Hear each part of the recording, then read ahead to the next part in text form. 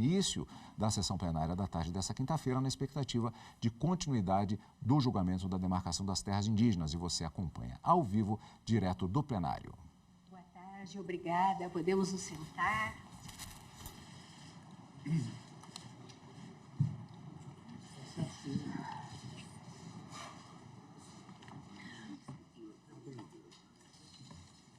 Com muita alegria, declaro aberta a 30ª sessão extraordinária do plenário deste Supremo Tribunal Federal, neste dia 21 de setembro de 2023.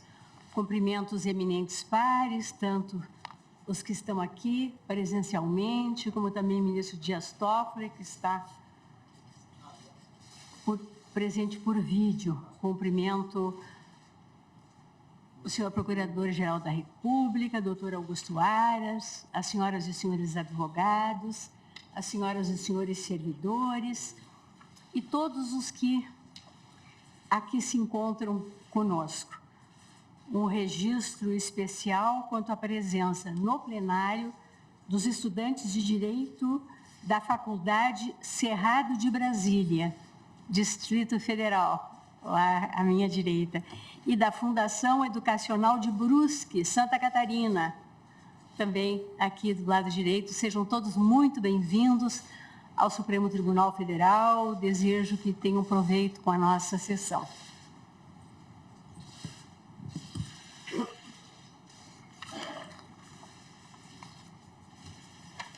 Ontem nós fizemos o lançamento, no início da sessão, da obra em homenagem ao ministro Ricardo Lewandowski, nos mesmos moldes feitos por este Supremo Tribunal Federal, em homenagem aos ministros Marco Aurélio e Celso de Mello, quando de suas aposentadorias. E hoje é mais um dia de alegria, pois estamos a lançar a 5ª edição revista e ampliada das notas sobre o Supremo Tribunal Federal, de autoria do ministro Celso de Mello, que hoje, vem com uma titulação um pouco mais ampla, Notas sobre o Supremo Tribunal Federal, Império e República.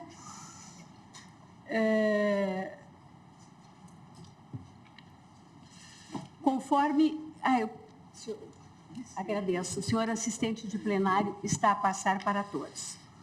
Ministro Celso de Mello, eu relembro, pontificou por mais de 31 anos neste Supremo Tribunal Federal, no exercício paradigmático da jurisdição constitucional, sempre com um inexcedível brilho, conhecimento enciclopédico, equilíbrio e lucidez inigualáveis. Tomou posse em 17 de agosto de 1989, nessa Suprema Corte, e aposentou-se em 13 de outubro de 2020. Notabilizou-se pela irredutível defesa das liberdades individuais e dos direitos fundamentais, tendo atuado sob a égide da Constituição de 1988, na construção do constitucionalismo moderno. Foi presidente dessa Suprema Corte no biênio 1997-1999 e coube-lhe, por primeiro, a definição da missão institucional do Supremo, o que fez com a sua costumeira maestria. Seu legado a esta casa é indelével, e disso somos todos nós testemunhas, pois sua qualificada voz continua a ecoar neste plenário, na cotidiana invocação, tanto em nossos votos quanto nas sustentações orais dos advogados, das decisões memoráveis que proferiu ao longo de sua fecunda magistratura como juiz constitucional. Este livro, ampliação atualizada, a nosso pedido, das suas notas, que já estavam na 4ª edição, como antes referi, traduz mais uma das múltiplas falecitas do ministro Celso de Mello, a de profundo conhecedor da história do nosso Supremo Tribunal, em suas minúcias, dados objetivos e aspectos pitorescos, propiciando consulta segura e esclarecedora. O Supremo Tribunal Federal entrega, assim, à comunidade jurídica e à sociedade em geral esta publicação enriquecida, na certeza da sua relevância, enquanto reflete, em rápidas e precisas pinceladas, com objetividade, a história desta instituição, que é um dos pilares da nossa democracia constitucional, preservando, assim, a sua memória. Peço à senhora secretária que proceda à leitura da ata da sessão anterior. Ata da 28ª Sessão Ordinária do Plenário do Supremo Tribunal Federal, realizada em 20 de setembro de 2023. Presidência da senhora ministra Rosa Weber. Presentes à sessão os senhores ministros Gilmar Mendes, Carmen Lúcia Dias Toffoli, Luiz Fux, Edson Fachin, Alexandre de Moraes, Nunes Marques, André Mendonça e Cristiano Zanin. Ausente justificadamente o senhor ministro Roberto Barroso. Procurador-Geral da República, doutor Antônio Augusto Brandão de Aras. Abriu-se a sessão às 14h32, sendo lida e aprovada a ata da sessão anterior. Pergunto aos eminentes pares se há alguma complementação ou observação a fazer quanto à ata. Nada havendo, declaro-a aprovada. E, antes do pregão, eu concedo a palavra ao senhor Procurador-Geral da República, doutor Augusto Aras. Obrigado, presidente. Cumprimento Vossa Excelência, cumprimento a excelentíssima senhora ministra Carmen Lúcia, cumprimento o excelentíssimo senhor ministro decano, na pessoa de quem cumprimento os demais ministros. Cumprimento aos senhores advogados e advogadas presentes, servidoras, aqui na pessoa da doutora Carmen Lília. Cumprimento a todos com boa tarde e a todas também. Senhora Presidenta, hoje eu concluo a última, tenho assento na última sessão do meu segundo biênio. E é da liturgia da gratidão, especialmente nesta casa, trazer o meu agradecimento pessoal a cada um dos seus membros, ministras, ministros, servidoras, servidores, a todos os senhores advogados que foram à tribuna nesses 4 anos, com a nossa presença, aqueles cidadãos brasileiros que nos acompanharam, e tudo isso para o único fim, que é o bem comum, o único objetivo da República. Dizem que as pessoas ficam e as instituições passam, mas as instituições se fazem de pessoas que por elas passam. O Ministério Público é sempre de contribuir para o aprimoramento do nosso contínuo processo civilizatório e do fortalecimento do nosso Estado democrático de direito. Entendemos ter cumprido o nosso dever institucional e cívico, não em trabalho unipessoal, mas no que fomos, sobretudo, catalisadores do trabalho harmônico e coordenado de valorosos colegas, subprocuradores-gerais, subprocuradoras-gerais da República, membros do Ministério Público Brasileiro em todos os níveis e unidades da Federação, procuradoras e procuradores, promotoras e promotores, servidoras e servidores, todos reunidos em torno de um projeto de Ministério Público fortalecido pela unidade, equilibrado e eficiente. Os desafios dos últimos 4 anos foram adicionalmente cercados por algumas incompreensões e falsas narrativas, dissonantes com o trabalho realizado, documentado e publicizado, e agora também organizado no relatório final de gestão, que recém divulgamos e entregamos cópia a cada um dos membros da Suprema Corte. Parte das incompreensões deve ser a equivocada para a expectativa de o Ministério Público protagonizar ou mesmo apoiar projetos partidários. Ao Ministério Público, tal como ao Judiciário, a Constituição veda expressamente a atividade política partidária. Nossa missão não é caminhar pela direita ou pela esquerda, mas garantir, dentro da ordem jurídica, que se realize justiça, liberdade, igualdade e dignidade da pessoa humana. A ideologia política busca os espaços de poder. A ideologia constitucional busca limitar e convergir o uso do poder em prol do bem comum, protegendo o cidadão de abusos e arbitrariedades. O Ministério Público brasileiro deve caminhar na busca e guarda do caminho aristotélico do equilíbrio, da harmonia dos poderes, da observância das funções incumbidas separadamente a cada instituição do Estado, a estipar o risco da indesejada concentração de poderes e desajuste do sistema de freios e contrapesos. Guardar a Constituição e as leis é guardar os nossos consensos mínimos gestados na sociedade, debatidos e decididos no Congresso Nacional.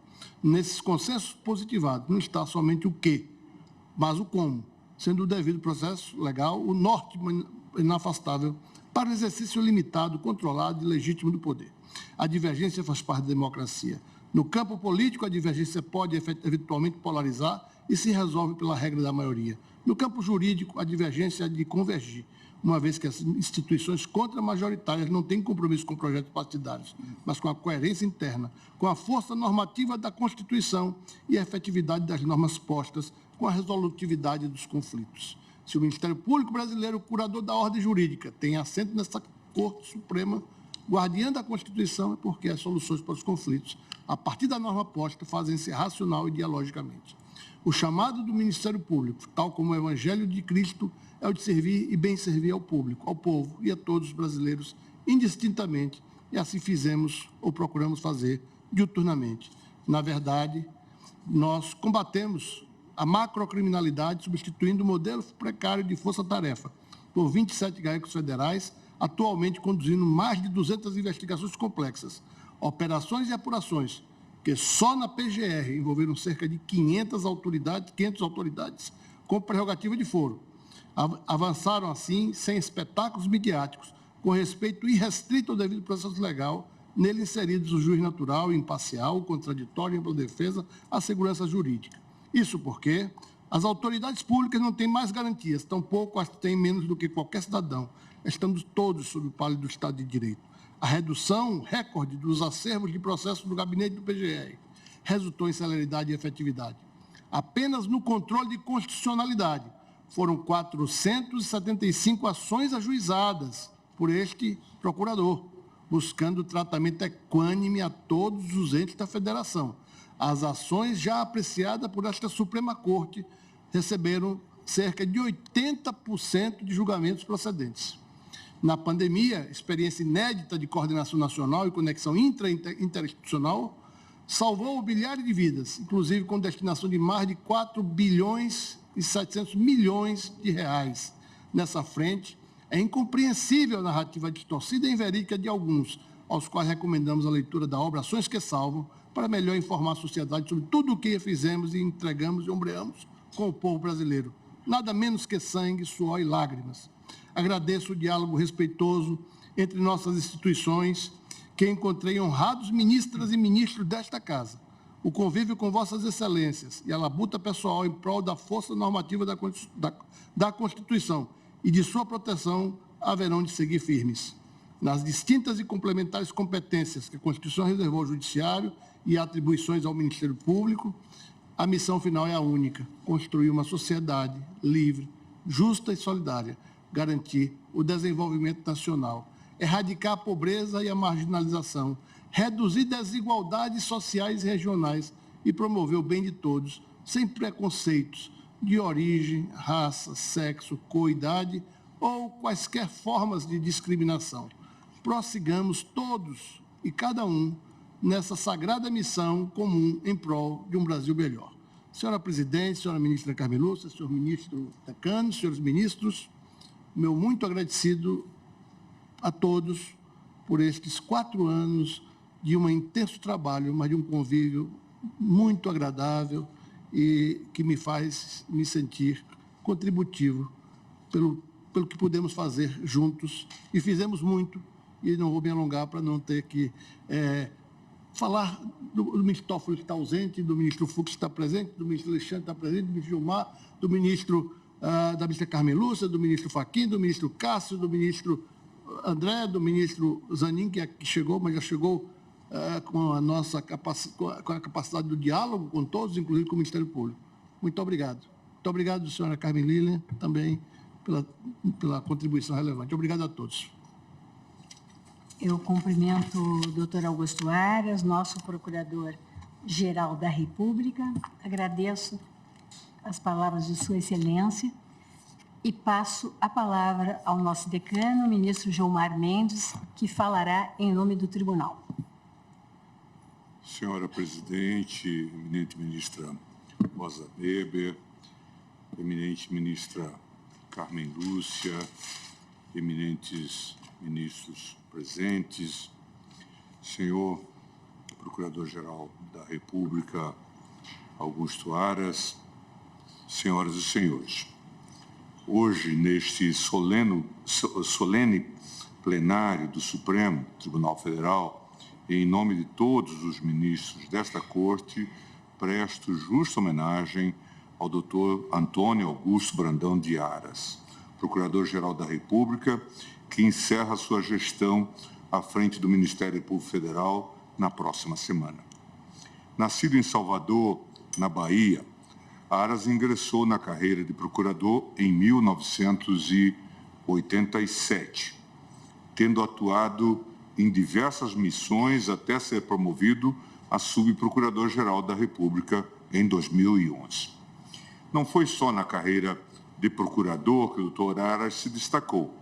Aras também é doutor em Direito Constitucional pela Pontifícia Universidade Católica de São Paulo, 2005, mestre em Direito Econômico pela Universidade Federal da Bahia, 2000, bacharel em Direito pela Universidade Católica de Salvador, 1981. Professor adjunto de Direito Comercial e de Direito Eleitoral da Faculdade de Direito da Universidade de Brasília e professor da Escola Superior do Ministério Público da União desde 2002. Toda essa experiência profissional e acadêmica levou o Dr. Aras a se tornar, com maestria, o líder do Ministério Público Federal em 2019. Em 26 de setembro de 2019, tomou posse como Procurador-Geral da República, sendo reconduzido 2 anos depois para um novo biênio. Destaco aqui, senhores ministros, senhoras e senhores, que Aras assumiu a responsabilidade de liderar o Ministério Público Federal em um período desafiador da história da nação. Ao longo desses 4 anos, o Brasil passou pela pandemia do Covid-19, que assolou o mundo todo e que teve peculiaridades entre nós, como sabemos. Enfrentamos eleições presidenciais conturbadas e que dividiram o país. E passamos por constantes ataques à democracia que culminaram com o infame dia 8 de janeiro, com a invasão dos prédios dos 3 poderes da República. A despeito da aridez do tempo atual, o Procurador-Geral da República nos garantiu firmeza no compromisso para com o Estado de Direito. Adotou postura de equilíbrio, sensatez e austeridade na condução do órgão de cúpula do Ministério Público. Em seu discurso, ao tomar posse no seu 2º biênio, Aras afirmou que reiterava sua lealdade à Constituição e às leis do país, na defesa da ordem jurídica, dos interesses sociais e individuais disponíveis e do regime democrático. Indisponíveis. E assim o fez. Ao longo de sua gestão, vale destacar que o Dr. Aras procurou trabalhar em estreita colaboração com este Supremo Tribunal Federal, defendendo a independência dos poderes e o respeito a decisões judiciais. Seu compromisso em manter a harmonia e o equilíbrio entre os poderes fortaleceu também este tribunal. Em seus pareceres perante o Supremo, Dr. Aras sempre ressaltou a necessidade de se preservarem as capacidades técnicas e as competências institucionais dos poderes constituídos.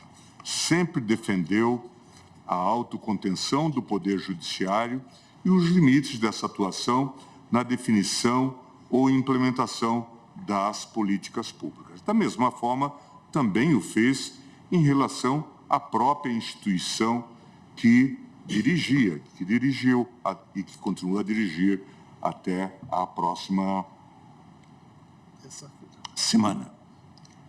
fazendo com que houvesse uma discussão salutar a propósito dos limites dos poderes do próprio Ministério Público. Poder sem limite, nós sabemos todos, já não é poder jurídico, é arbítrio. E Sua Excelência, sabemos todos, herdou uma casa, para dizer o mínimo, em um certo estado de conflagração. Além disso, como já foi lembrado por Sua Excelência, os números de sua gestão à frente do Ministério Público demonstram o comprometimento do Dr. Aras com o serviço público e com a boa prestação jurisdicional.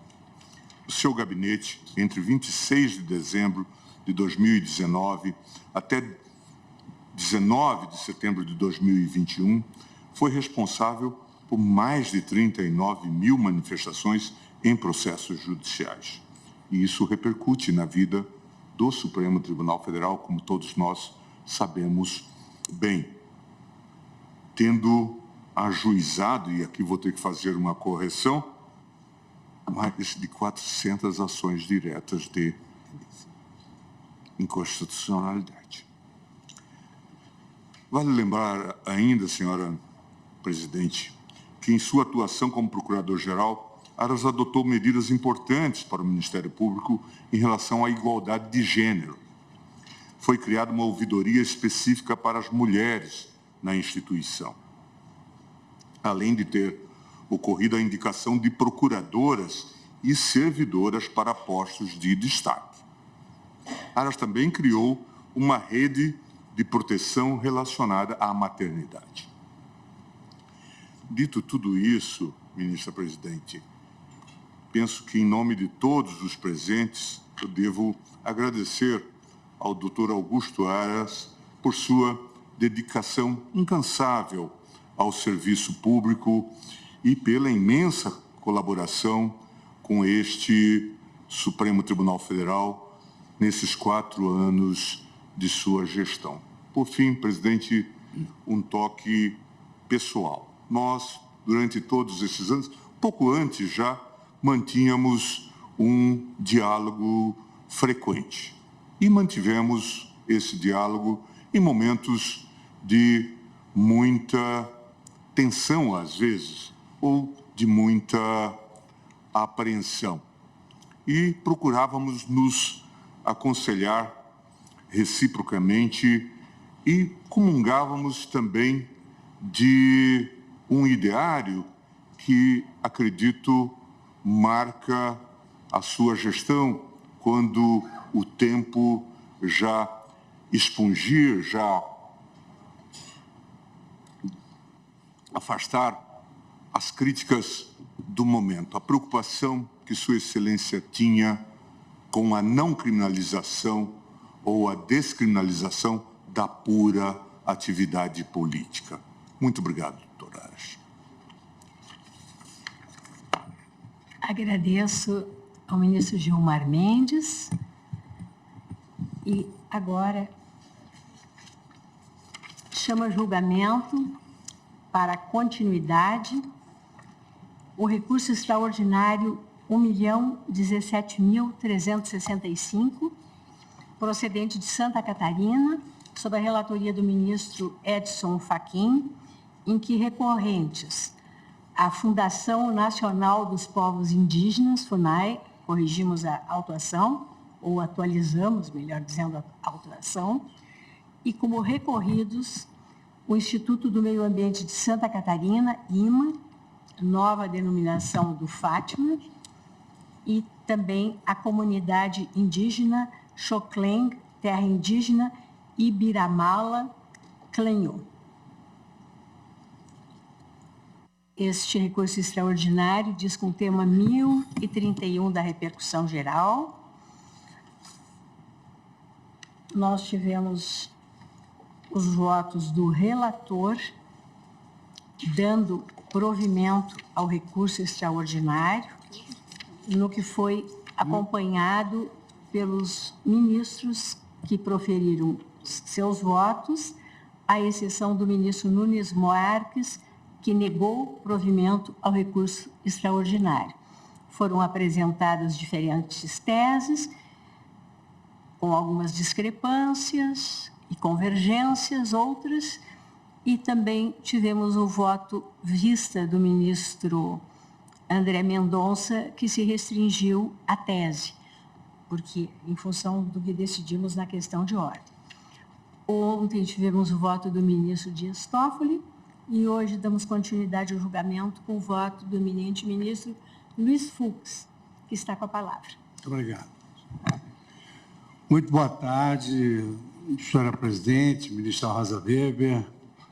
Saudar também a ministra Carmen Lúcia e os integrantes da Corte na presença, na pessoa do ministro Gilmar Mendes e todas as advogadas e advogados aqui presentes. Em primeiro lugar, eu gostaria muitíssimo de parabenizar Vossa Excelência pelo lançamento dessas notas do estimado e inesquecível querido amigo ministro Celso Mello. Aproveitar, inclusive, a oportunidade para cometer a inconveniência de pedir mais um volume, porque eu quero um em casa e outro aqui na biblioteca do meu gabinete. Senhora presidente, eu assistindo a sessão, desde o seu início, eu me lembrei que o ministro Luiz Roberto Barroso fez uma distinção entre hard cases e casos mais simples. Então, no meu modo de ver, o que Sua Excelência se referiu é exatamente a um aspecto procedimental e um aspecto material. Procedimentalmente, expliquei uma ação possessória e eu gostaria de me adstringir à ação que foi proposta. Mas, materialmente, esse é um tema extremamente importante para o país. Então, materialmente, ele é um hard case.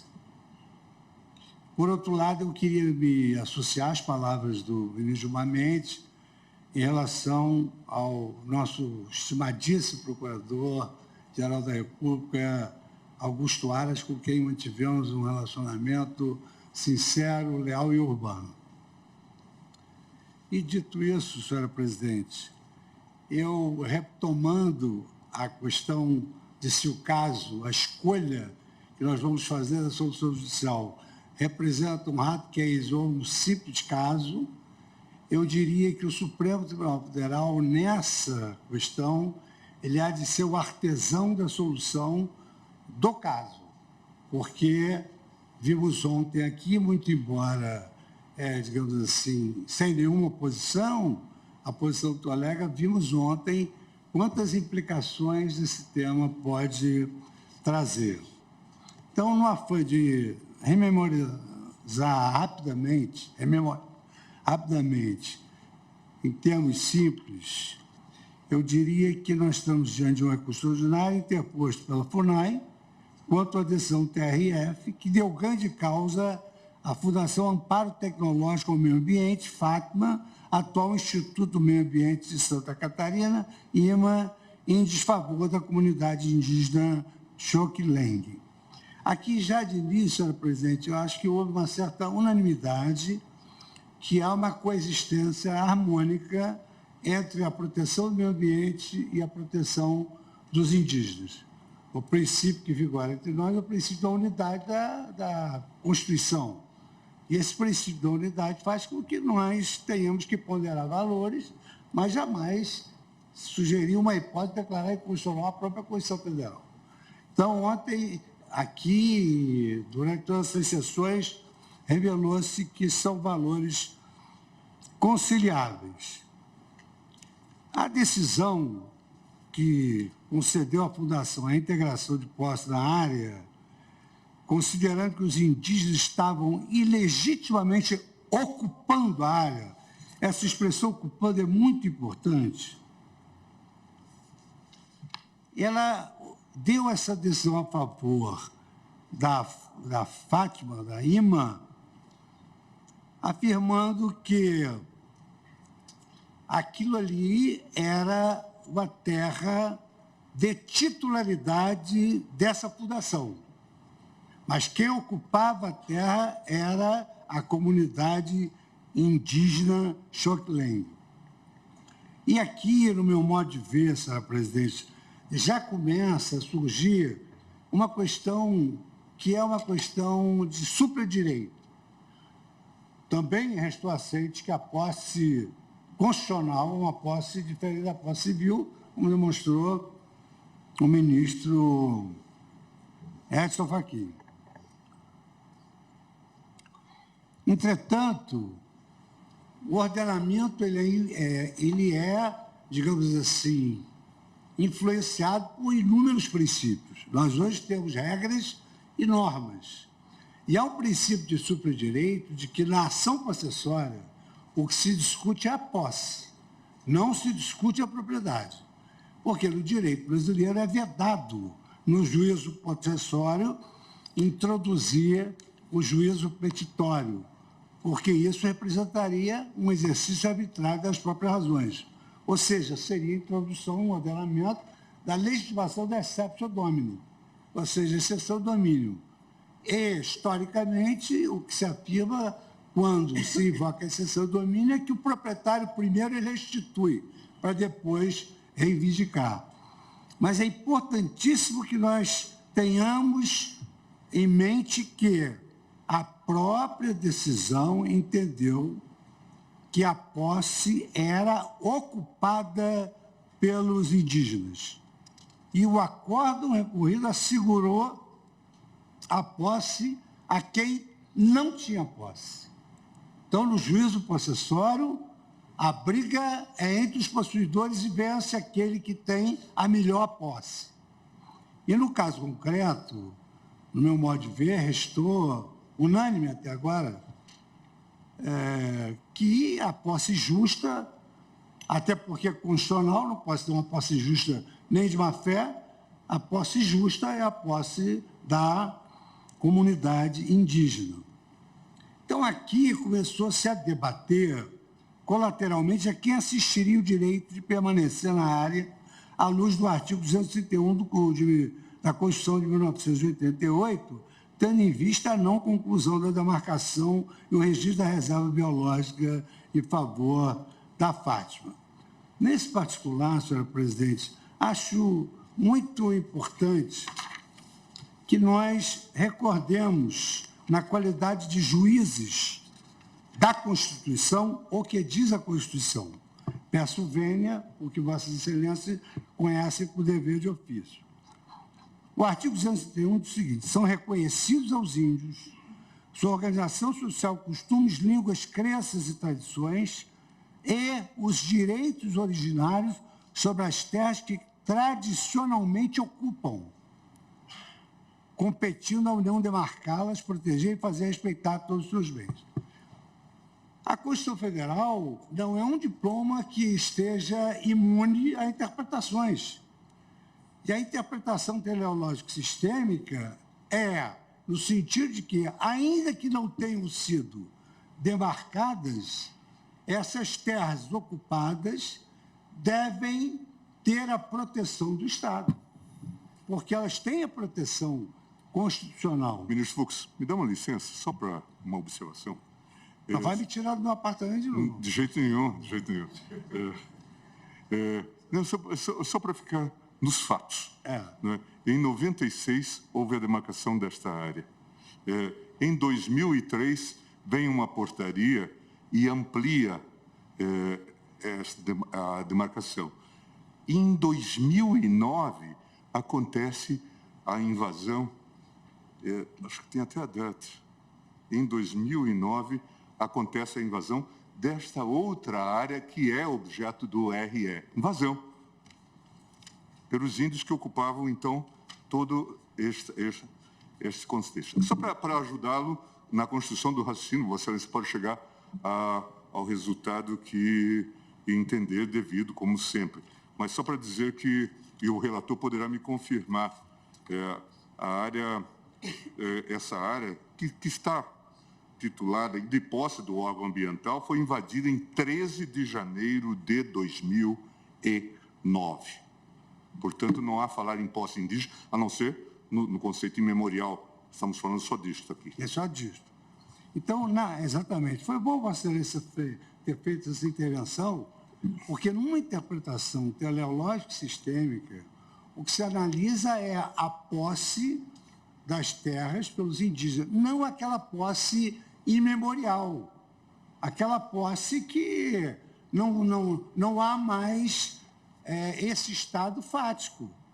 Então, nem eu serei despejado, nem Vossa Excelência vai ter que trabalhar na rua, nem o Supremo vai para outro lugar. O que se estabelece na interpretação teleológica sistêmica é que as áreas ocupadas pelos indígenas e aquelas áreas que guardam ainda uma vinculação com a ancestralidade e a tradição dos povos indígenas, ainda que não estejam demarcadas, elas têm a proteção constitucional. Essa, no meu modo de ver, é a interpretação teológica sistêmica mais correta da Constituição para exatamente expungir uma ideia que não é a ratio que se pretende conferir, e eu concordo que o ministro Gilmar disse ontem, que o legislador tentou resolver de alguma maneira, fixando ali aquele prazo de 5 anos para que se propusesse as demarcações. Mas há demarcações em curso, há ações pendentes, há demarcações que ainda estão por iniciar. Então, senhora presidente, eu estou me baseando nesses dois fundamentos. Muito já se disse aqui. Primeiro, o fundamento de que as terras estavam ocupadas pelos indígenas. Existe ação de força nova. Foi invadido em 2009, esperou mais de ano e dia, o estado fático está consolidado. Por outro lado, também não há possibilidade de falar em posse injusta de má-fé, se a própria Constituição, havendo esses vínculos com a tradição indígena, se essa terra é ocupada por indígenas. Não há lugar para que se possa macular essa posse de má-fé, de boa-fé, posse justa ou injusta. Então, senhora presidente, eu trago aqui as lições de saudoso Pontes Miranda, nos seus comentários, a Constituição de 46, que já previa essa tutela, e trago aqui no meu voto essa interpretação finalística do artigo 231, que assenta que são reconhecidos aos índios sua organização social, costumes e as terras que tradicionalmente ocupam.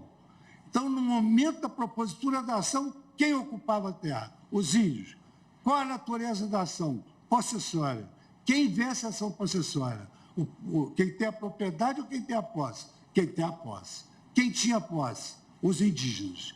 Então, a ação possessória, no meu modo de ver com a devida vênia, ela foi mal julgada, porque ela se baseou em duas premissas epocadas. Em primeiro lugar, na titulação do Instituto IMA. E, em segundo lugar, porque ela introduziu o petitório no curso do possessório, que é uma matéria versada não só no direito civil, mas agora, mais propriamente, no direito constitucional, com essa redação tão clara do artigo 231. Eu trago também aqui o texto da OIT, que embasa essa formulação, e eu concluo, porque muito já se falou aqui, eu vou fazer a juntada de voto, e eu estou exatamente acompanhando o voto do eminente relator. Mas eu me abstenho, senhora presidente, de fixar qualquer tese, porque o eminente ministro Luiz Roberto Barroso, neste momento, não, eu não vou fixar tese neste momento, porque em diálogo com o colega, ele ponderou que gostaria de participar do debate sobre as teses lançadas. Então, senhora presidente, a ancestralidade do tribunal tem essa vantagem. Já recebemos os subsídios de todos os colegas. E com essas diminutas palavras, mas fundadas no texto constitucional e na minha insindicável convicção, eu acompanho o voto do eminente relator, ministro Edson Fachin. Obrigada, ministro Fux. Acolho o voto da ministra Carmen Lúcia. Senhora presidente, senhores ministros, que cumprimento na pessoa do ministro relator, Edson Fachin, senhor Procurador-Geral da República, a quem cumprimento, especialmente hoje, em que Vossa Excelência apresenta-se como sendo a última presença neste mandato, neste segundo biênio, exercido por Vossa Excelência, que acaba de noticiar o que vem acontecendo, de que somos todos testemunhas, como acaba de dizer nosso ministro Gilmar Mendes, no curso desses 4 anos. Senhores advogados, meus cumprimentos muito especiais, senhores servidores, todos os que nos acompanham, estudantes, profissionais da imprensa. Senhora presidente, eu considero que este, como alguns julgamentos que já tivemos aqui, foi lembrado por quase todos, que diz respeito a injustiças que precisam de ser solvidas nos termos de um Estado de Direito, evidente, mas que dão notícia de uma história muito complicada do nosso país. O ministro Gilmar ontem lembrava que, seja qual for a orientação adotada antes, quando era ainda, Sua Excelência era advogado-geral da União, me parece, no caso lá do Xingu, que sempre foi um tema muito sofrido e que vem sendo trazido diuturnamente. Basta lembrar que em 1961 nós tivemos julgamentos com o voto brilhantíssimo do ministro Vitor Nunes Leal, para lembrar apenas um caso de tantos que poderia ser lembrado. Mas este é um caso que tem uma candência muito maior para nós brasileiros. Não é por acaso que vem de ser criado, instalado, o Ministério dos Povos Originários. Eu, presidente, quando criança, aprendi que nós brasileiros, o resultado de 3 raças tristes. Depois aprendi que não, que nós somos o resultado de raças entristecidas por uma atuação sanguinária, opressora, tanto de governos quanto de uma sociedade gananciosa, em grande parte da sua história, com consequências que chegaram a dizimar parte da população de humanos que não foram assim considerados. Eu não acho que os indígenas sejam tristes, acho que as suas cantorias, a beleza da sua cultura demonstra que o que se tem é, eventualmente, uma tristeza introduzida por atuações externas. Mesma coisa, o índio no cativeiro, o negro escravizado trazido nos porões dos navios, o próprio português que, não sendo do poder, vinha para cá por obrigação, não são pessoas, podem ser melancólicos, mas não tristes. Mas é isso, se ouvir o lamento ecoar sempre de uma história com muitas gravíssimas perversidades e injustiça. E o tema de hoje põe em realce que nós estamos a cuidar da dignidade étnica de um povo que foi dizimado, oprimido durante 5 séculos de história. Em 1910, ao criar o Serviço de Proteção, o nome, o Serviço de Proteção aos Índios e Localização de Trabalhadores Nacionais, Rondon dizia que precisava de ser afirmado o direito de os índios serem e continuarem sendo índios, na palavra dele. E afirmava Darcy Ribeiro que esses povos indígenas, estou citando entre aspas, haviam enfrentado 4 séculos de opressão, ao longo dos quais sofreram chacinas, tiveram suas mulheres violentadas, seus filhos roubados, e ninguém levantava uma mão contra essa violência, porque eram vistos como selvagens que não mereciam outro destino.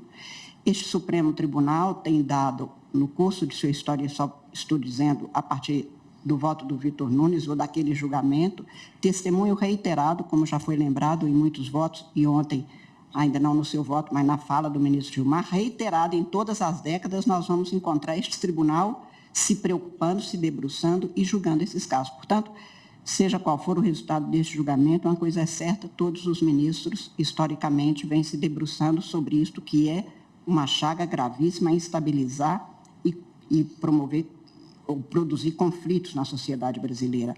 Darcy Ribeiro acreditou e trabalhou sempre para que se reconhecesse, aspas, que a unidade essencial do fenômeno humano é a comunidade étnica, que é o lugar em que o homem se produz. Ele surge na primeira das grandes alienações, dizia o Darcy, que nos plasmaram, aquela que nos desgarrou do reino da natureza para o reino da cultura. E ensinava que, aspas, não há homem sem comunidade étnica. Esta potencialidade de desenvolver a personalidade, a condição humana, é uma virtualidade que se realiza se o homem cresce numa comunidade portadora da condição humana, de uma cultura que o humanize. Cada comunidade étnica, dizia Darcy, domina e transmite um corpo de saberes e técnicas através das quais ela se relaciona com a natureza circundante para tirar dela o que necessita para se nutrir e viver com o outro. A Constituição Brasileira de 1988 pôs-se como a superação de uma concepção segundo a qual se buscava desindianizar o indígena. Darcy Ribeiro contava que, aspas, o presidente Geisel estranhava muito que os índios teimassem em permanecer índios. Desencadeou, assim, um movimento chamado de emancipação dos índios, dizia o Darcy, uma das coisas mais brutais de que tive notícia. Porque o presidente, então, dizia, por que esses índios se mantêm nessa mania de serem índios? Esses índios teimam em ser índios, e concluía disso que lhe cumpria decretar imperialmente que as tribos indígenas aculturadas deixassem de ser indígenas para passar a ser comunidades comuns. Essa emancipação compulsória, escrevia Darcy, imporia para os índios a perda de suas terras, a perda de qualquer direito ao amparo compensatório e, portanto, em sua dizimação. Diante dos povos indígenas, dizia o Darcy, que sobreviveram a séculos da opressão mais terrível, cuja simples existência pareceria inverossímil se eles não estivessem aqui a nos mostrar que sobreviveram e, portanto, nos cumpre uma atitude mínima de respeito. A falsa emancipação geiseliana, dizia Darcy, era apenas uma nova onda de perseguição, embora já não contando com as armas maiores da guerra e da escravidão e da contaminação propositada, contava com todo o poder opressivo de um Estado moderno, deliberado a destruí-los. Eu fecho as aspas, mas ainda acrescento da fala do Darcy. Sobre os Xocleng, aspas, com os Xoclengues do sul do Brasil, conheci um povo que percorreu em 50 anos todo o caminho de, aspas secundárias, silvícolas bravios em guerra contra todos, fecho as aspas secundárias, ao de pobres índios integrados na civilização, como se eles quisessem ser apenas assalariados. A civilização, no caso deles, era uma área agrícola próspera de colonos alemães aos quais foram dadas as suas terras. Ali eu vi, comovido, o esforço ingente que eles faziam para ser reconhecidos como gente pelos seus vizinhos. Eu fecho as aspas para realçar, senhora presidente, senhores ministros, que todos os que cuidaram da matéria posto nesse recurso reconheceram a impagável dívida que a sociedade brasileira tem com os povos originários, porque eles tiraram as terras, as matas, contaminaram os rios, cobiçaram e buscaram sem cessar, e ainda buscam hoje, as riquezas das paragens que constituem para eles não apenas uma matéria sujeita a um preço, mas o seu próprio mundo, onde podem viver segundo a sua visão de mundo e de vida.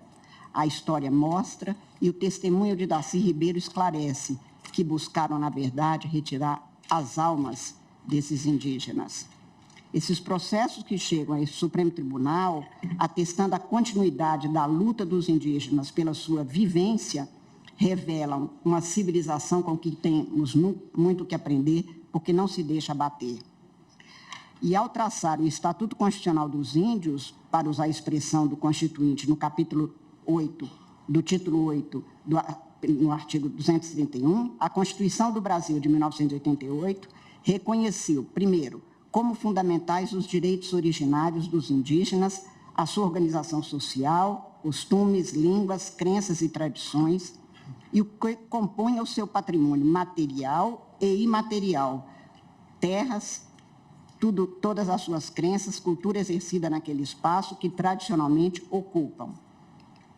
Daí decorre de pronto o reconhecimento, que já foi aqui acentuado a partir do voto do ministro relator, de que os direitos dos povos originários, constitucionalmente nomeados como índios, têm natureza de direitos fundamentais, submetendo-se, portanto, ao regime próprio desses. Significa afirmar que não pode haver retrocesso nesses direitos reconhecidos, incluídos os que se referem às terras tradicionalmente ocupadas, não se sujeitam esses direitos à reforma no sentido de reduzi-los, sequer constitucionalmente, porque nós temos o parágrafo 4º do artigo 60, que não permite sequer que haja deliberação sobre proposta de emenda tendente a aboli-los, dentre outros que caracterizam esses direitos. O que se extrai do Estatuto Constitucional dos Povos Originários no sistema promulgado em 1988 é que o Constituinte de 1987-88 buscou ver o indígena com o olhar dele indígena e não com o seu próprio olhar de autor da lei, ou que se possa adotar uma visão de mundo daquele que adota uma determinada política pública. E é esse o mesmo compromisso que se impõe ao juiz constitucional. A dignidade do indígena não está em se espelhar e imitar o não indígena, ou sequer a outra etnia, mas em ser igual na humanidade de ser gente, respeitado e tendo a integridade de sua cosmovisão garantida, assegurando-se, então, o respeito à sua dignidade étnica, à sua identidade, enfim. O indígena não busca desertar-se de si, nem a Constituição permite seja ele expropriado de seu ser para ceder seu corpo, sua gente, seus costumes, para se instalar nele um viver alheio. Tudo que lhe subtraia ou desterre de sua inteireza humana, concebida e conformada a um modo de ver ou de viver no mundo, seja essa expropriação abrupta ou falseada com gestos e palavras em busca de interesses, cobiças ou vaidades dos que se creem superiores, a quem quer que seja, e também aos indígenas, buscando, assim, promover um transplante de cultura, matando o que o indígena reconhece e concebe como próprio, material e imaterialmente, na minha compreensão, e acho que até aqui todos foram firmes nesta mesma toada, contraria a Constituição de 1988. Por isso, senhora presidente, senhores ministros, quanto aos direitos dos indígenas, eu os reconheço, como já foi votado desde o voto do relator, como fundamentais, reiterado em vários dos votos até aqui exarados. Como a Constituição brasileira estabeleceu expressamente no artigo 231 serem reconhecidos aos índios sua organização social, costumes, línguas, crenças, direitos sobre as terras que tradicionalmente ocupam, competindo à União apenas demarcá-las, proteger e fazer respeitar todos os seus bens, eu concluo exatamente no ponto, senhora presidente, como fez o ministro relator. Esses direitos, e direitos às terras tradicionalmente ocupadas, e aqui a discussão é se o tradicionalmente ocupada haveria de ser reconhecido a qualquer tempo em que se comprove objetivamente esta posse, e neste sentido eu estou acompanhando, portanto, o relator com este reconhecimento. Essas terras, portanto, mencionadas na Constituição e que compõem o acervo de bens reconhecidos e garantidos juridicamente aos indígenas, não podem ser, a meu ver, desmembrados do conjunto de direitos fundamentais que lhes é constitucionalmente assegurada. Essa posse permanente que lhes é assegurada, de natureza constitucional, como já foi aqui também reiterado, não se confunde com a posse civil. Isto já foi cuidado e foi lembrado também em vários dos votos que foram aqui expostos. No caso do Supremo Tribunal Federal, desde 1961, tem na lição do Vitor Nunes Leal, no julgamento do recurso extraordinário 44.585, que, aspas, o objetivo, e ele se referia à Constituição de 1946, o objetivo da Constituição Federal é que ali permaneçam os traços culturais dos antigos habitantes, não só para a sobrevivência dessa tribo, como para estudos etnólogos e para outros efeitos da natureza cultural ou intelectual, afirmando o ministro Vitor Nunes, não está em jogo propriamente um conceito de posse nem de domínio no sentido civilista dos vocábulos. Trata-se de habitat de um povo. E é neste sentido que o Supremo vem, portanto, reafirmando a sua jurisprudência e eu estou rememorando o que já foi repetido neste julgamento apenas para realçar que o sentido que me parece apropriado é que o espaço de vivência dos indígenas dá-se integração com a natureza, as matas, os rios, animais, formando uma unidade na qual ele experimenta a sua aventura vital. Portanto, as terras não se desapegam nem se repartem entre o indígena e uma realidade externa que pudesse ser valorizada se aquilo é a própria condição de ele viver a sua cultura. Neste sentido, portanto, eu estou acompanhando o relator, no sentido de que essas terras, e aqui eu reitero o voto que proferi na petição 3388, que, com a interpretação que faço do texto constitucional, é de que nós temos, pela exposição constitucional, e cito no meu voto de que faria juntada umas tantas lições e também jurisprudência da nossa Casa, no sentido de que as terras, sendo direitos fundamentais, não podem ser diminuídas e, portanto, eu afasto qualquer ideia de reducionismo dessas terras ou de reducionismo não só fisicamente do que é ocupado, mas também no tempo. E, neste sentido, afasto, portanto, o marco temporal, porque, quando foi definido, basicamente, com a referência feita na petição 3388, com a explicitação que foi feita ali, eu deixei claro que este marco temporal, que o ministro Carlos Brito dizia que era para trabalhar com uma data certa, e que também aqui já foi dito, era para se ter a comprovação de que a comunidade ocupava a terra naquela data, me parece realmente contrária à ideia tanto de direitos fundamentais, quanto da possibilidade de manter-se a integridade e a identidade dos grupos indígenas e das comunidades.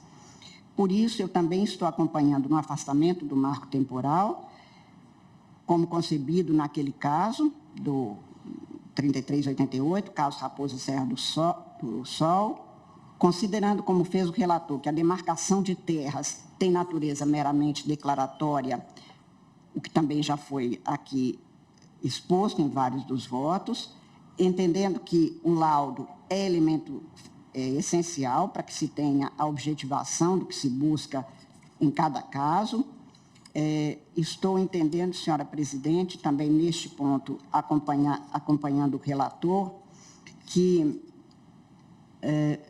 a vinculação entre a posse originária e que aqui ontem foi realçado também no voto do ministro Dias Toffoli, na esteira do que tinha sido exposto pelo ministro relator, de que a posse que se busca aqui é a tradicional com a comprovação objetiva, sem uma marca temporal definida, como foi no caso anterior, e com esse afastamento eu estou dizendo apenas que o marco temporal, como afirmou o relator, não é um fator definidor para o reconhecimento das terras tradicionalmente ocupadas, até porque nem haveria como conciliar o que se tem na Constituição com o tempo demarcado nas condições que foram, naquele caso específico do Raposa, e para aquele caso foi definido.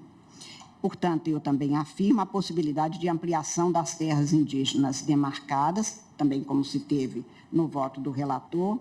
E aqui eu venho trazendo, senhora presidente, senhores ministros, uma parte que eu transcrevo em meu voto, de diálogo que travei com o ministro Menezes Direito naquela petição, quando eu mantive a teoria do indigenato como base do meu voto, dizia, vou manter quando Vossa Excelência votou, eu já tinha excluído o item que era o item chamado de uma das balizas ali definidas. O ministro Menezes Direito diz, aliás, desde que votou, logo depois do voto que proferi, Vossa Excelência já tinha feito essa observação. E eu dizia, exatamente pela dificuldade que tenho de estabelecer isso de forma tão genérica. Peço bem a Vossa Excelência, mantenho o que tinha votado, ao que o ministro Menezes Direito, com a gentileza que lhe era própria, afirmou que é extremamente coerente com o que Vossa Excelência votou. Vossa Excelência faz muito bem. Portanto, eu estou mantendo o que eu assentei naquele julgamento, no sentido de que o tratamento conferido aos direitos dos povos indígenas pela Constituição da República propicia a ampliação dos limites de terras indígenas demarcadas, considerando, portanto, fundamental como elemento fundamental o laudo antropológico para demonstração da tradicionalidade da ocupação de comunidade indígena determinada. Considero e trato em meu voto da questão referente à posse indígena e à proteção ao meio ambiente. Acho que, quanto a isso, senhora presidente, os fatos falam por si. As terras indígenas têm exatamente as áreas de maior preservação ambiental que se tem, e, neste sentido, também estou trazendo um capítulo articulado no meu voto. E do Fórum Marco Temporal fica um item que foi aqui introduzido a partir do voto do ministro relator, do ministro Fachin, sobre a possibilidade de indenização nos casos de haver posseiros que tenham títulos que são considerados nulos nos termos do parágrafo 6º do artigo 231 da Constituição, que ali determina que haja indenização em caso de reconhecimento da condição de terra tradicionalmente ocupada pelos indígenas, entretanto, ali fazendo referência às benfeitorias apenas. E alguns ministros já votaram, a partir do voto do ministro Zanin, no sentido de haver possibilidade de posseiros de boa-fé ou até de proprietários, que teria de ser, portanto, indenizado nos termos do parágrafo 6º do artigo 37. Eu vou ficar, por hora, senhora presidente, no caso da indenização, que é um dos itens, fora o marco temporal, talvez o item mais candente que se tem aqui, a ser resolvido neste caso, eu vou ficar, por hora, com a mesma compreensão adotada pelo ministro relator, embora eu saiba que, como ainda haverá outros votos, e principalmente na tese pode ser introduzida como ponto da tese, especificamente, este alargamento que não vinha na proposta do ministro Fachin, eu fico aberta, na votação da tese, a eventualmente aceitar, como fez também ontem o ministro Dias Toffoli, aplicando o parágrafo 6º do artigo 37 nos casos de posseiros de boa-fé que tenham que ser deslocados exatamente por conta do reconhecimento da condição de posse tradicionalmente ocupada pelos indígenas, ou pela demarcação, ou por uma necessidade de redimensionamento, de rebalizamento dos limites dessas terras que eventualmente já tenham sido demarcadas. No caso específico, senhora presidente, eu estou julgando, dando provimento ao recurso, também na esteira do que foi aqui já afirmado, desde o voto do ministro Fachin, e o único ponto que eu tenho de uma divergência específica e que não chegou a ser tratada, também não tinha tratado, mas ontem o ministro Dias Toffoli inaugurou a questão da demarcação e da possibilidade de utilização das terras, desde que haja lei do Congresso Nacional estabelecer um prazo. Neste caso, eu fico sem cuidar deste tema, que não tinha sido cuidado, como disse, no voto do relator, que não tinha sido introduzido, mas o ministro Dias Toffoli expôs com muita clareza que, considerando o que tínhamos aprovado como sendo o tema de repercussão geral, que a tese poderia tratar disso. Por ora também, quanto a isso, não me manifesto, não constava do meu voto, só introduzirei se houver outros debates na proposição e na votação da tese. Portanto, voto acompanhando, senhora presidente, o ministro relator. Como voto, agradecendo a palavra. Ministra Carmen Lúcia, pelo que eu compreendi, Vossa Excelência dá provimento ao recurso extraordinário para julgar improcedentes os pedidos deduzidos na ação. Seria isso? Porque o ministro Dias Toffoli ontem nem registramos, mas aventou a possibilidade do provimento do recurso extraordinário para a devolução dos autos à origem. Mas eu estou acompanhando o ministro relator, como disse. Agradeço a Vossa Excelência. Agradeço a Vossa Excelência e passo a palavra ao eminente decano, ministro Gilmar Mendes. Boa tarde, presidente. Boa tarde, ministro Carmen Lúcia, senhores ministros, o eminente relator, ministro Fachin. Como já foi amplamente debatido, esse é um tema que, de quando em vez, o tribunal revisita. Nós temos precedentes dos anos 60, como temos precedentes dos anos 70 e 80, como tivemos aí dos anos 2000, o debate sobre a questão do marco temporal. E como também já se viu, essa é uma temática em que se permite uma certa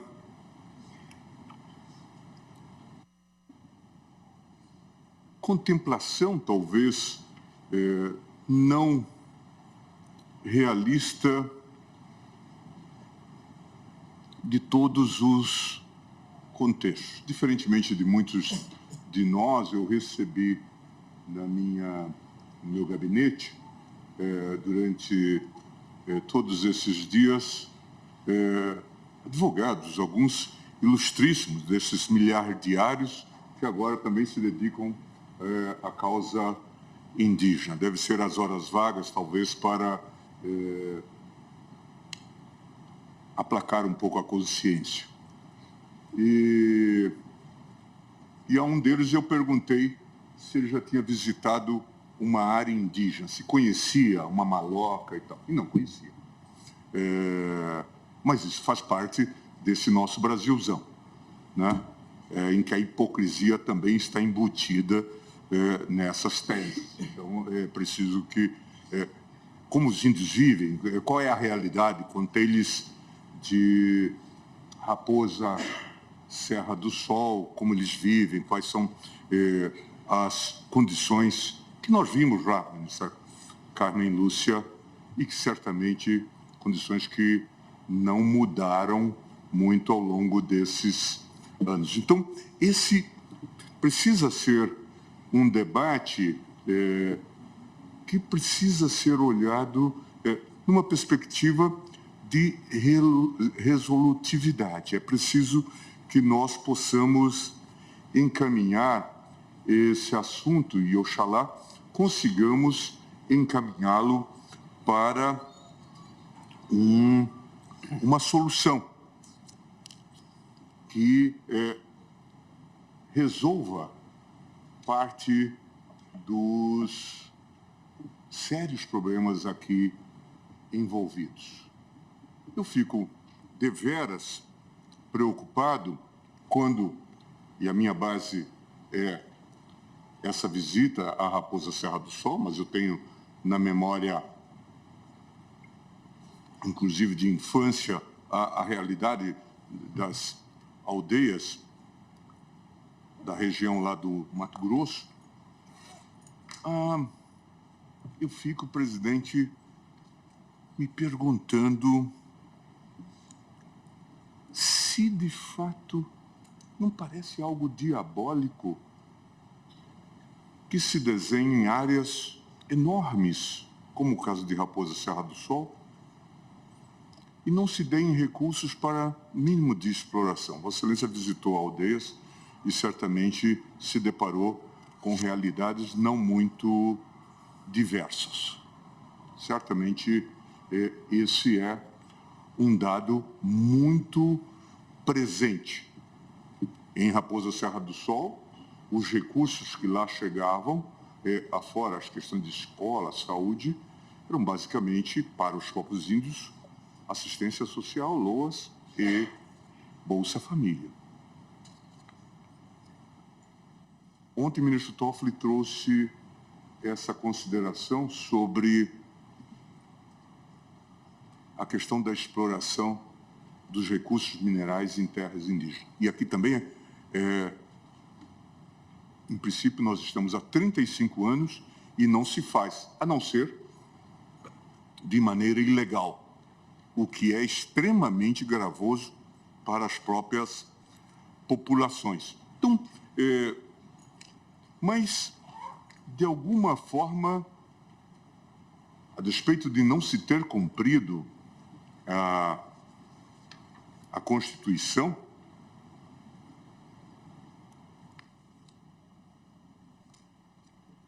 no contexto geral, na preconização da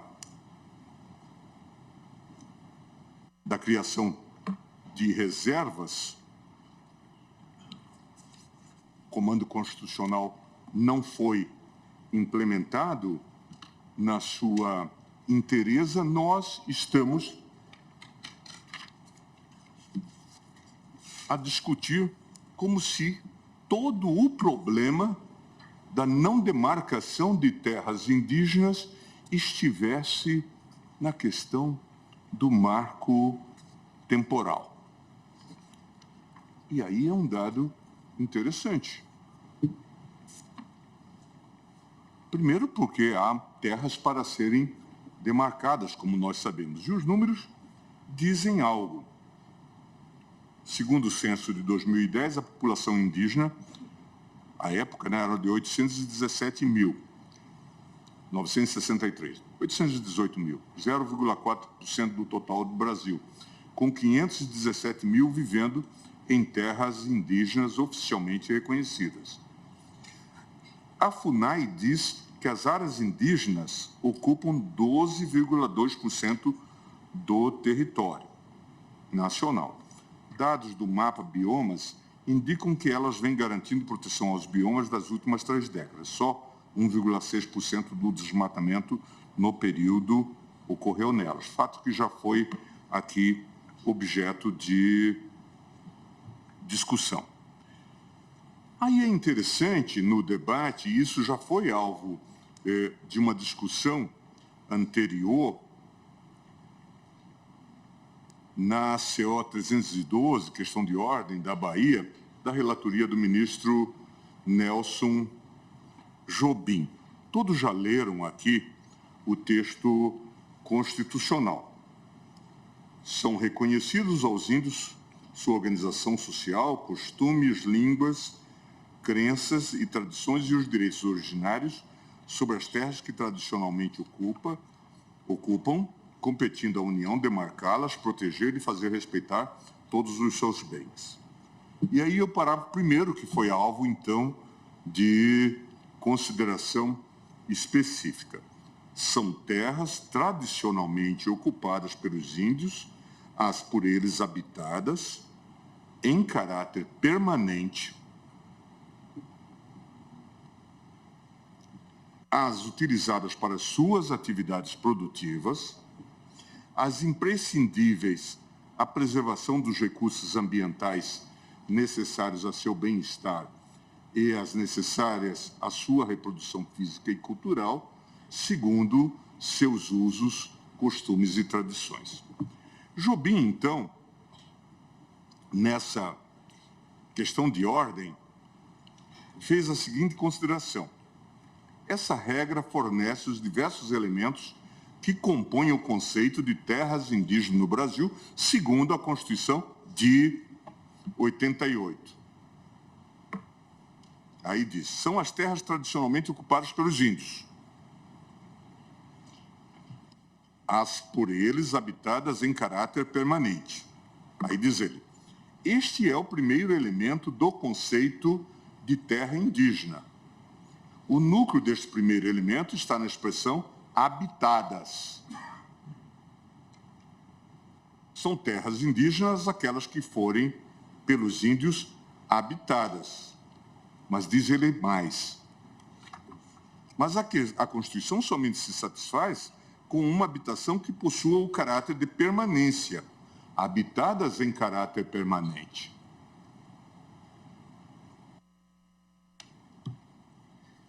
Exige-se, diz ele, uma habitação qualificada. Não é qualquer habitação. É habitação em caráter permanente. Este primeiro elemento do conceito não se ressente de qualquer subjetividade, dizia Nelson. Consiste em um dado da realidade empírica e objetiva, a existência de aldeias, sua localização, dimensão, critérios de permanência, etc. Parte-se de um fato, a habitação, embora uma habitação adverbializada pela expressão permanente. O advérbio não reduz a objetividade que decorre do fato da habitação.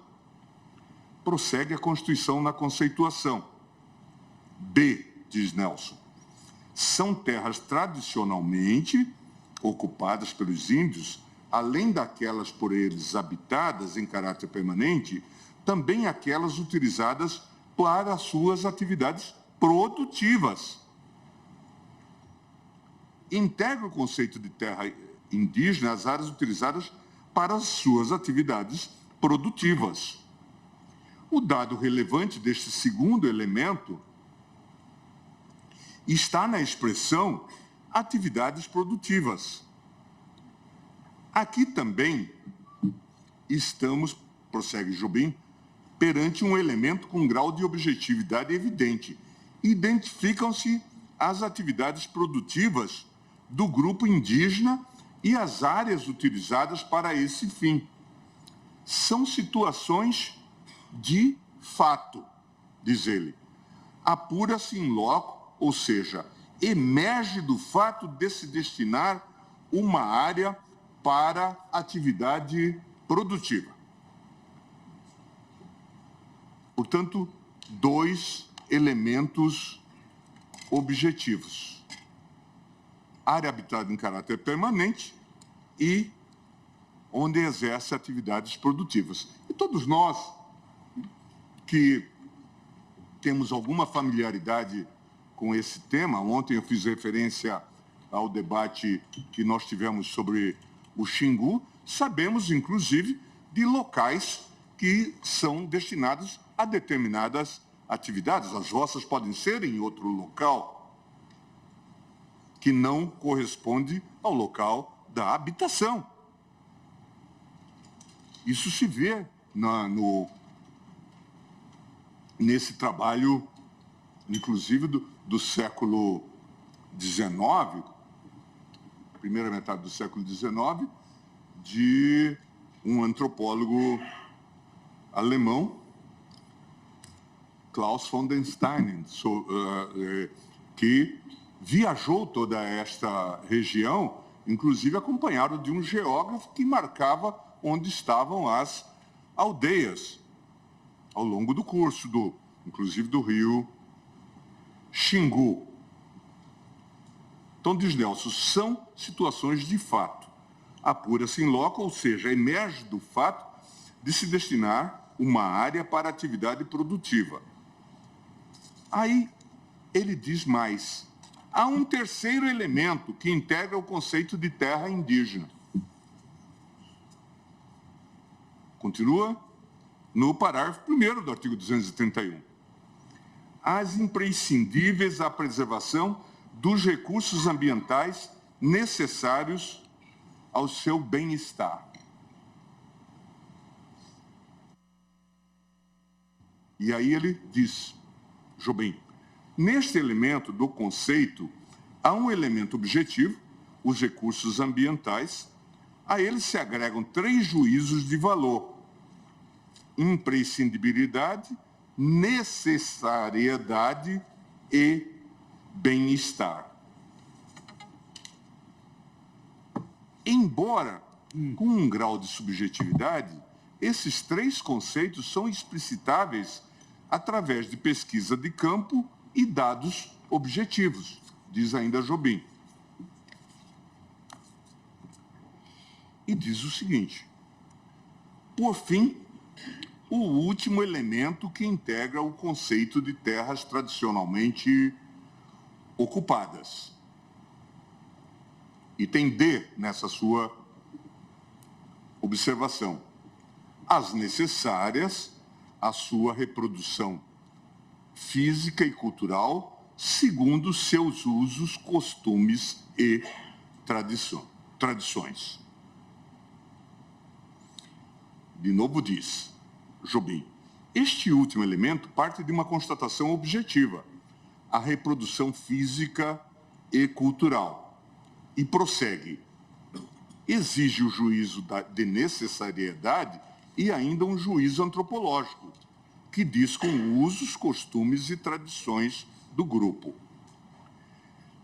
E prossegue. O conceito de terra indígena no Brasil é integrado de 4 universos que se interpenetram e se complementam.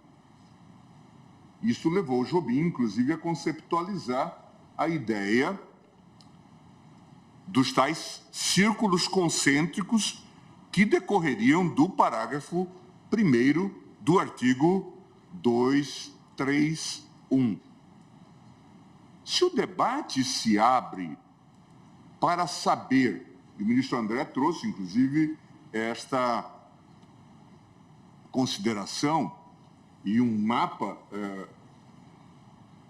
ou vários mapas, com a presença indígena na história do Brasil e como foram se dando também as expulsões ou os afastamentos a partir de determinadas áreas, né? Tanto é que existem os antigos aldeamentos indígenas, que são alvo ou objeto de uma súmula no Supremo Tribunal Federal. Se, de fato, o conceito é de posse imemorial, no sentido de que em algum lugar, em algum momento, houve a presença indígena, e esta é uma pergunta que nós devemos nos fazer, até porque ela voltará. Ela voltará. Esse tema não se encerra. Nós sabemos bem. Ela voltará. Nós estamos acostumados a isso. Às vezes até voltam mais rapidamente do que nós desejamos. Eu saudava que o caso de Raposa Serra do Sol teve aí uma duração, ministro Cássio, de 14 anos. Então, em termos de Brasil, isso é quase uma eternidade. 615.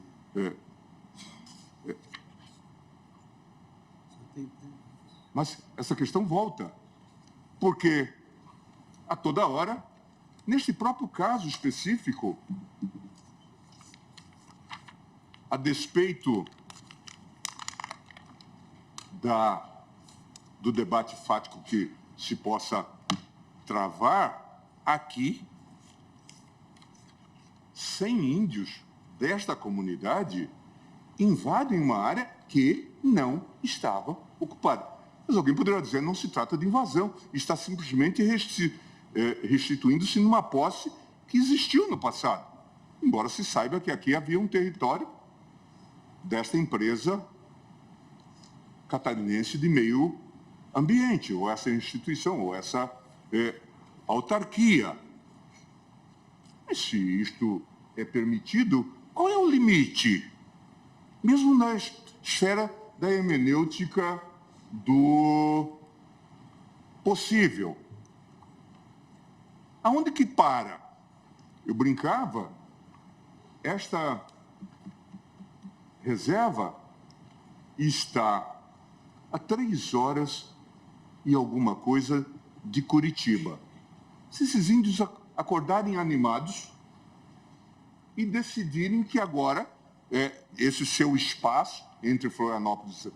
Eu me lembro que eu tive um tio-avô que andava de Diamantino a Cuiabá, ministra Rosa, e um dia, coisa mais fácil do mundo, os índios terão condições de fazer.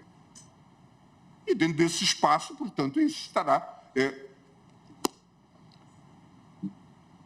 E certamente daqui a pouco nós vamos estar lá, ministro Fachin, na Boca Maldita, com área, discutindo uma área indígena. É possível. Qual é o limite? O que nós dissemos? Porque certamente vai haver, um dia passou, esteve lá na Boca Maldita, indígenas. Este é um ônus hermenêutico que nós devemos saber.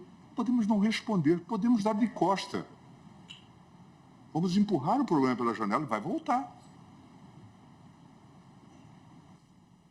Porque isto se repete. E, por outro lado, continuamos a ter, estamos discutindo possíveis redemarcações e, infelizmente, inclusive no último governo, não houve demarcação de terras. parado o processo de demarcação. Por isso que Jobim, então, prossegue e diz, e esse é um ônus que nós vamos ter que tratar a partir, não é inventação retórica, está no texto constitucional. Ele diz, a imagem parece boa, 4 círculos concêntricos que se completam. O primeiro círculo, a habitação permanente.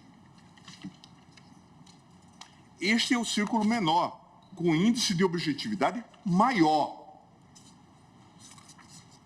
Depende de uma verificação in loco, de uma análise de costumes, ou seja, uma análise de comportamento para explicitar o caráter de permanência da habitação. Isto significa, por exemplo, que dependendo do tipo de cultura indígena, se terá uma habitação permanente em mais de um lugar. Também possível. No Xingu, para aqueles que são curiosos, leiam a obra de von der Steinen e vão ver que havia espaços de moradia para o inverno, para o período de inverno e para o verão. E áreas de deambulação. Absolutamente normal. Nenhum problema. Por isso, inclusive, que nós discutimos aqui. À época, em 87, 88, a não possibilidade de se adotar o conceito da posse como fato. Porque, senão, teríamos problemas que não correspondiam. Isso já à luz da Constituição de 67, 69. É muito fácil de ver que isso compõe a realidade.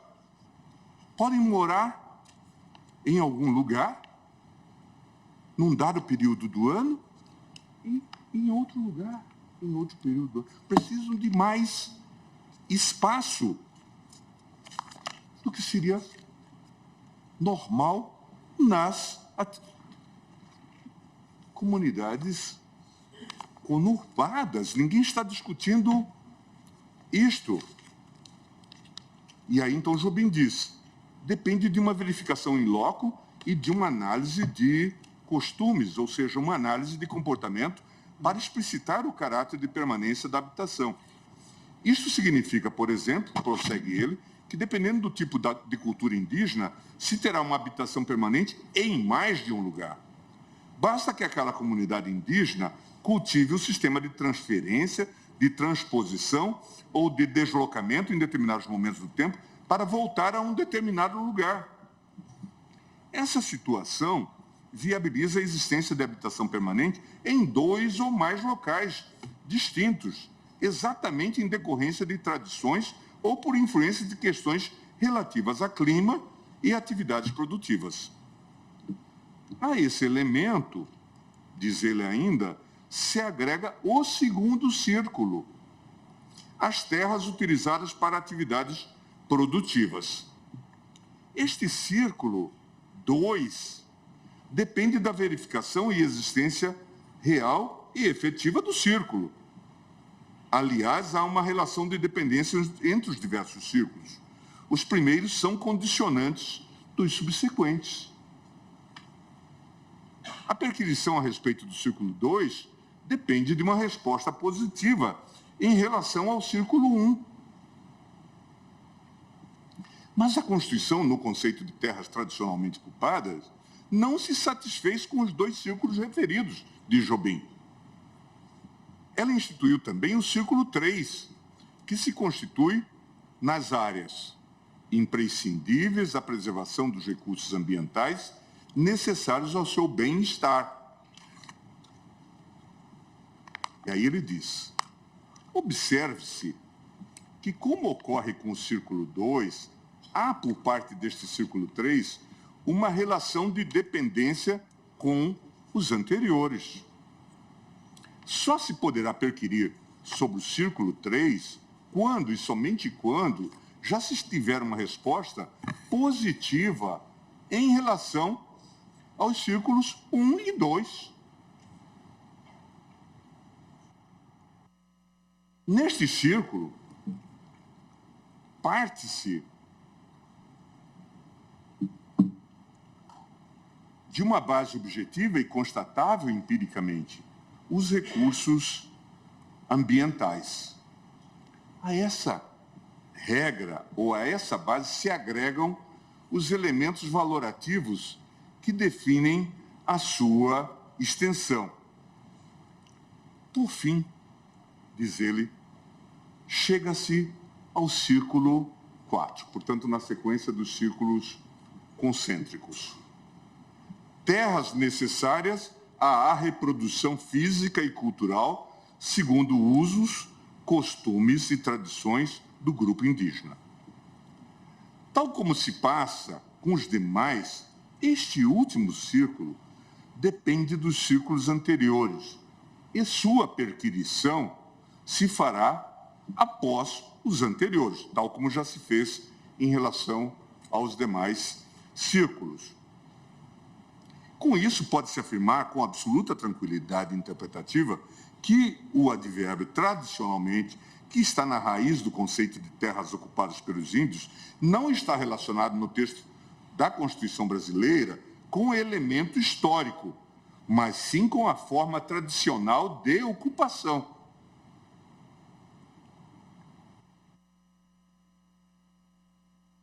O advérbio tradicionalmente nada tem com o conceito de posse imemorial, mas sim com o conceito de formas tradicionais de ocupação. Debate que nós travamos ontem. É de posse imemorial?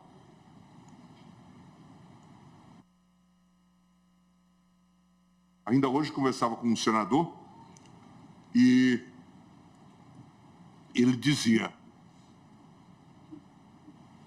toda a margem dos rios ali da Amazônia, mas especialmente de Manaus, tem a presença e teve a presença indígena.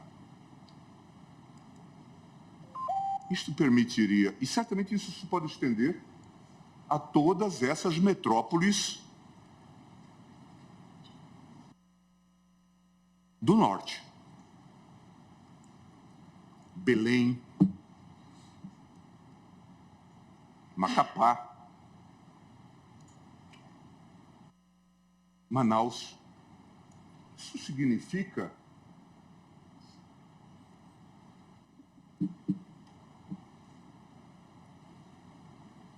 que o teatro de Manaus agora é terra tradicionalmente ocupada por indígenas?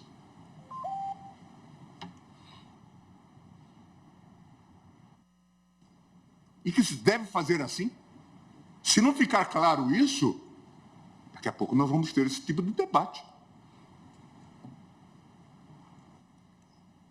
E aí nós vamos ter que buscar aquela célebre antropóloga portuguesa que prestava serviços lá no sul da Bahia e dizer, isso tudo é área indígena e, portanto,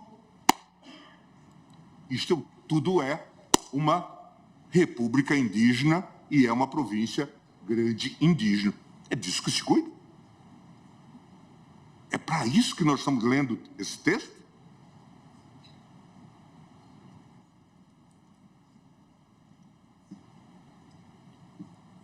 Jobim então diz, tal como se passa com os demais círculos, está no círculo 4, este último depende dos círculos anteriores, e sua perquisição se fará após os anteriores.